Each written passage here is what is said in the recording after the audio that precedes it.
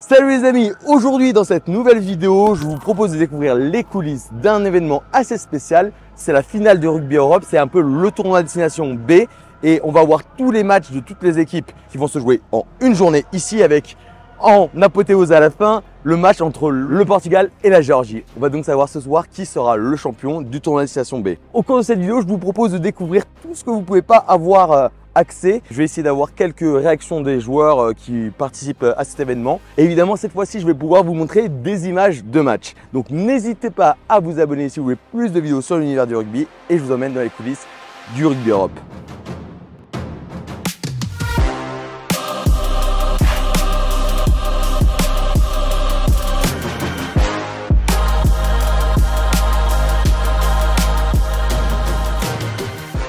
Pour vous expliquer un petit peu le déroulé de la journée, en gros, on commence par tous les matchs de classement, en commençant par les matchs avec le classement le plus faible. Le premier match était entre la Pologne et la Belgique, c'est la Belgique qui a remporté d'ailleurs ce match.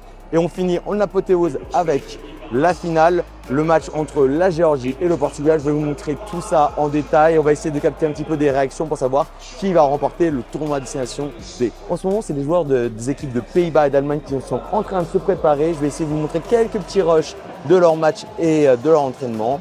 Et après, évidemment, on se dirige vers le match qui nous intéresse, la grande finale entre le Portugal et la Géorgie.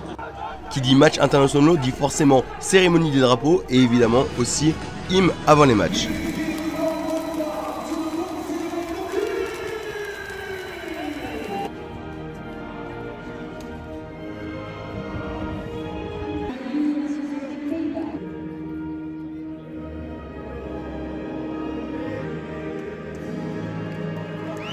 Coup d'envoi du match, je vous laisse profiter de quelques actions de ce dernier.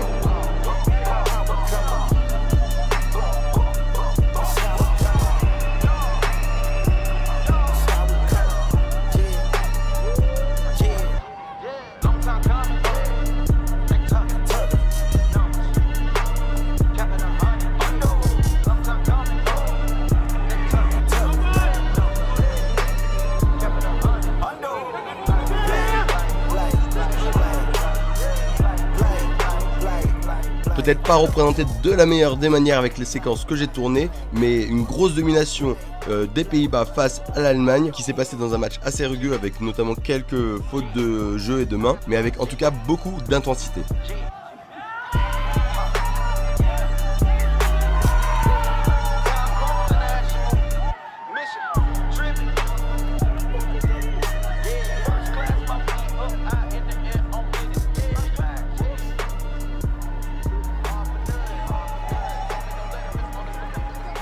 Fin de cette deuxième rencontre qui est conclue par une grosse victoire des Pays-Bas face à l'Allemagne. Chaque équipe qui remporte, même des matchs au classement, reçoit un petit prix. Je vais vous montrer un petit peu ce prix. Et voilà, après on avance petit à petit vers le gros match, la grosse finale qu'on attend tous.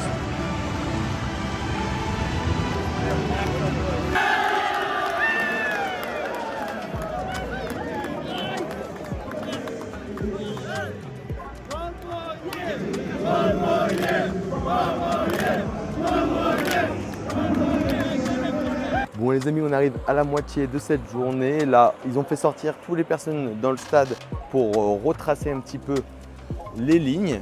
Là, on est posé sur le banc des joueurs du Stade Français. On va aborder la dernière partie de la compétition avec notamment les matchs les plus importants.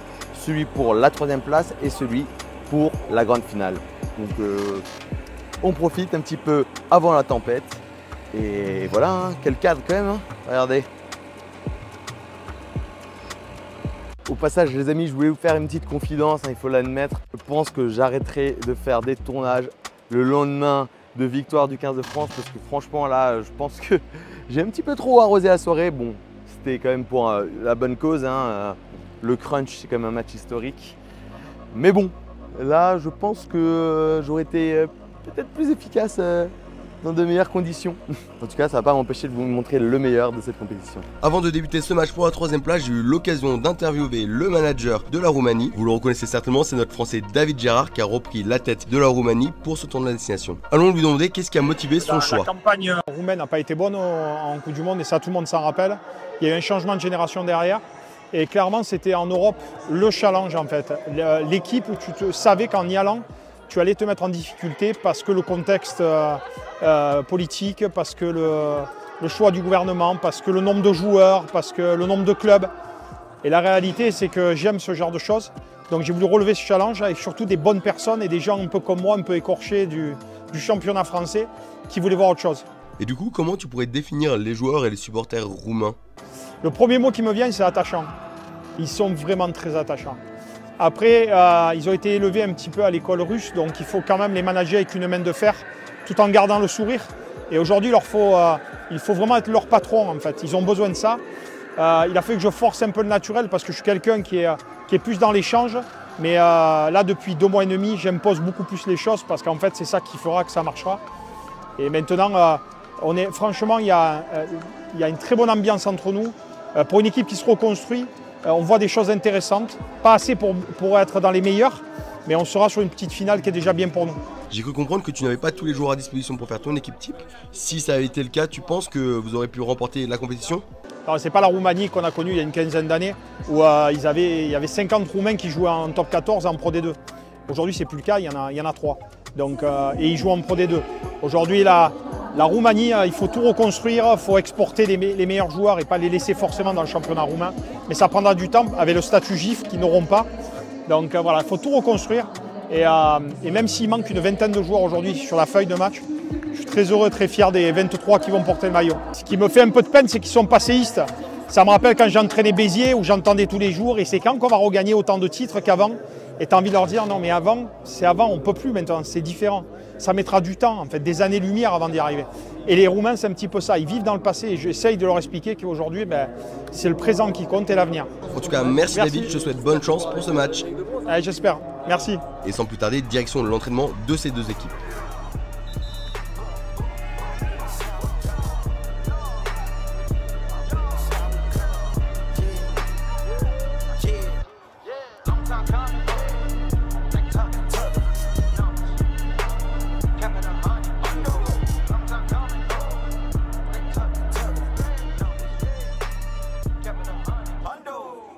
La pression monte pour ce match qui va définir qui va remporter la médaille de bronze.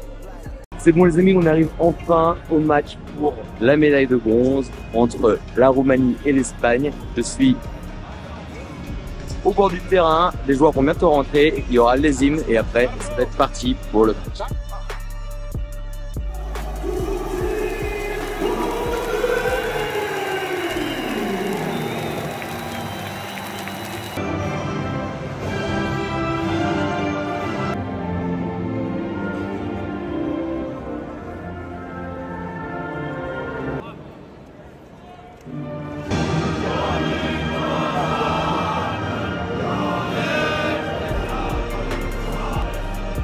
Coup d'envoi du match, on saura à la fin de ce dernier qui finira 3e de cette compétition.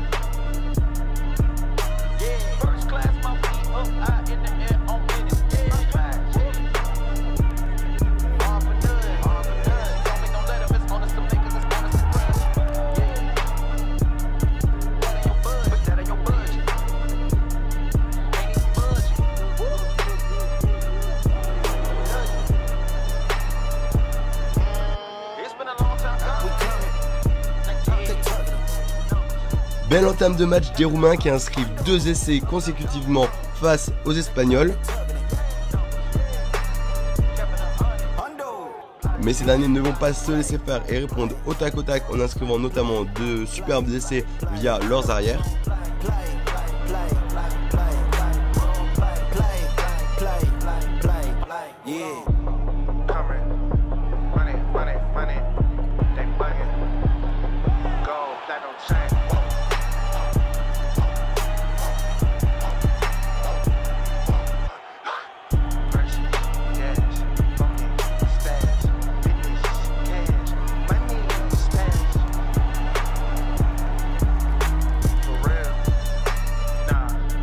À l'image de David Gérard concentré face à ce match, le match est vraiment rugueux, beaucoup d'intensité, de gros impacts.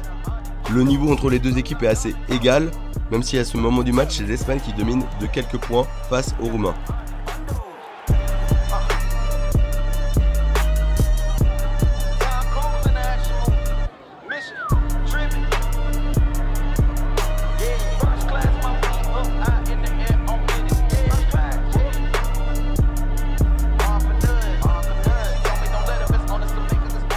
Car oui, si pour l'instant les Espagnols mènent sur le cours du match, ils commencent à déjouer un petit peu et faire quelques fautes.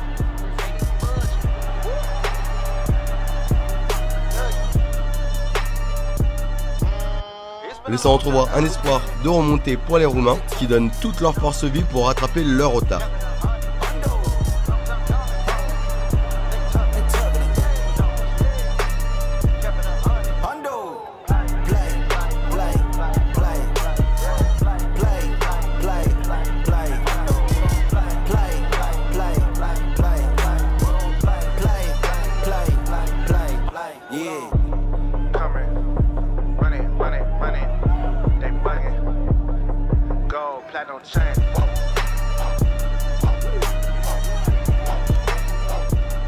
Et cela commence à fonctionner avec notamment un superbe essai roumain. Ces derniers sont plus qu'à 7 points des Espagnols. Dernière occasion et dernier espoir de pouvoir revenir au score et revenir à égalité.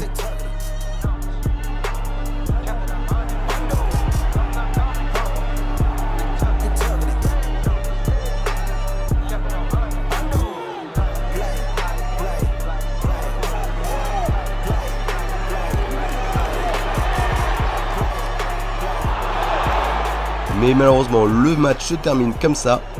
Victoire des Espagnols.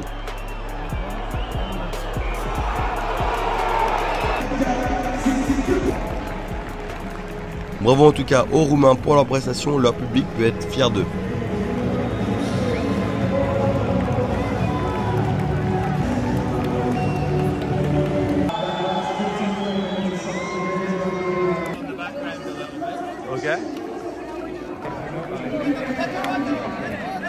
Fin du match pour la 3e place.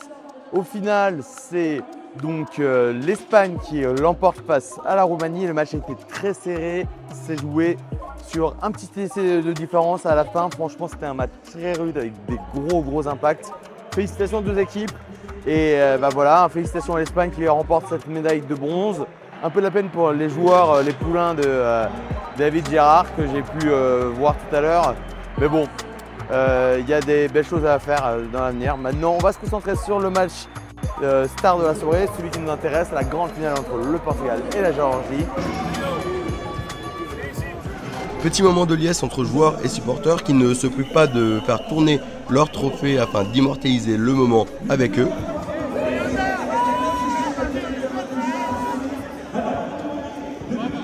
Une proximité qui fait vraiment plaisir à voir. Mais bon, maintenant place au match phare de la soirée entre le Portugal et la Géorgie.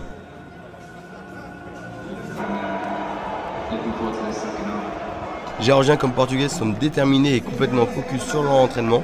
Je sens que le match va être captivant. Le trophée tant convoité fait son apparition, mais également un superbe gâteau d'anniversaire car oui, c'est les 90 ans de la création de Rugby Europe.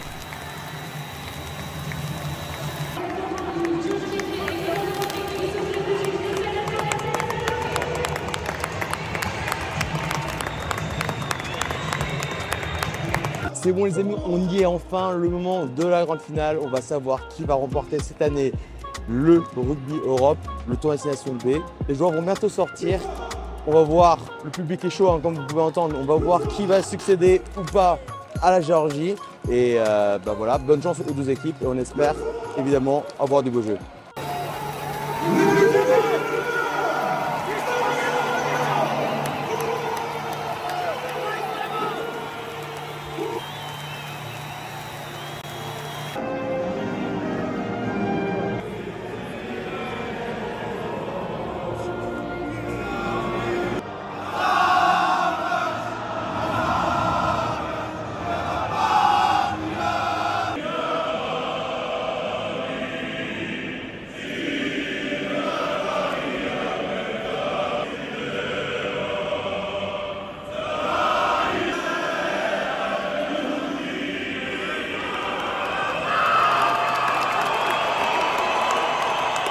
Coup d'envoi du match, on saura à la fin de ce dernier qui sera le champion des finales de Rugby Europe 2024.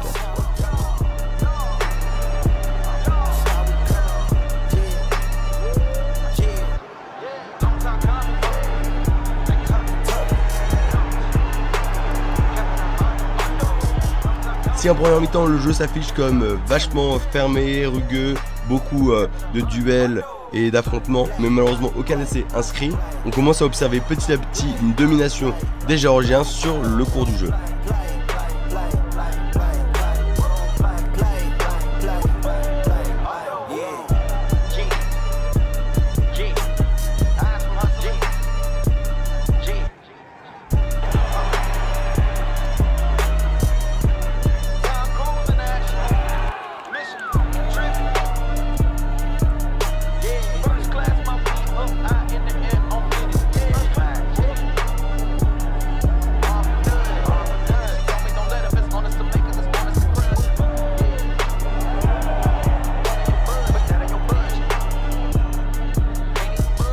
Début de deuxième mi-temps, les essais commencent à arriver et évidemment c'est les Géorgiens qui commencent à afficher leur domination sur le match.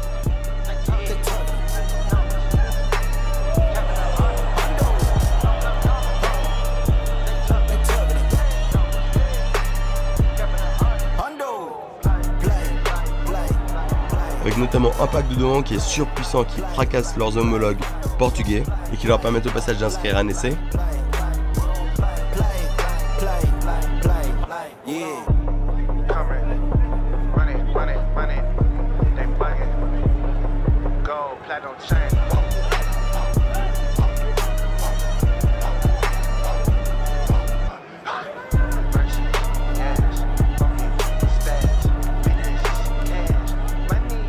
Après, sur le cours du match, globalement, les Portugais arrivent à lancer quelques offensives qui malheureusement n'arrivent jamais à aboutir jusqu'au bout.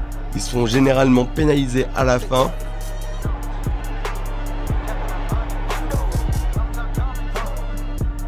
Et à l'inverse, les Géorgiens, eux, arrivent à lancer des offensives qu'ils arrivent à conclure par un essai ou par des points, gonflant petit à petit l'écart entre les deux équipes au score.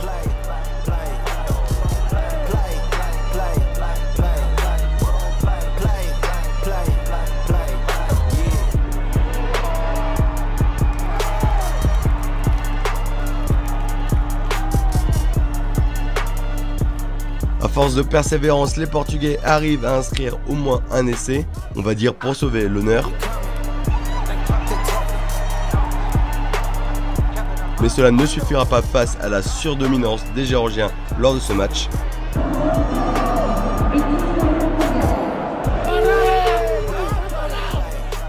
Qui savent désormais qu'ils ont de grandes chances de conserver leur titre.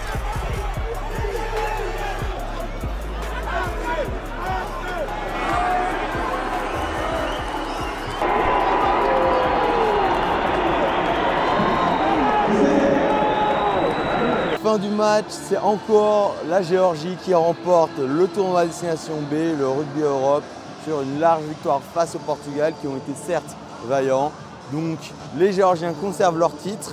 Maintenant, ils vont récupérer le trophée qui est juste derrière moi, ici, pour conserver leur hégémonie dans le rugby européen. Serait-il peut-être temps d'envisager une montée dans le tournoi Destination Classique? Je ne sais pas. En tout cas, on va essayer de récolter quelques petites réactions des joueurs géorgiens et voilà, vous montrer un petit peu l'atmosphère et tout ce qu'ils peuvent vivre après avoir remporté ce beau trophée.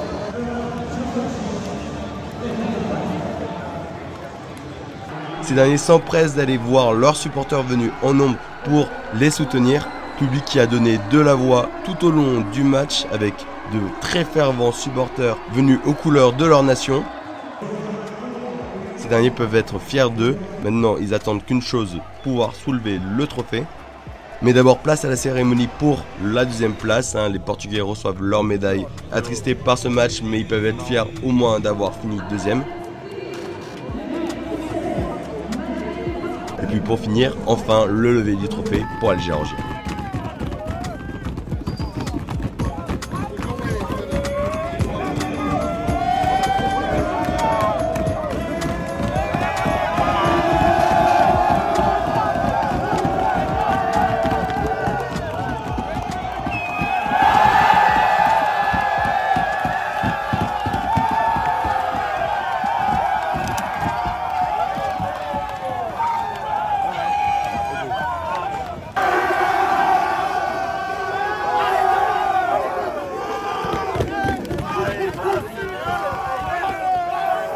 Beaucoup de ferveur du côté des Géorgiens, on sent que toute la pression de la compétition redescend à la fin de ce match. Ces derniers peuvent exulter et partager leur victoire et leur bonheur avec leurs supporters.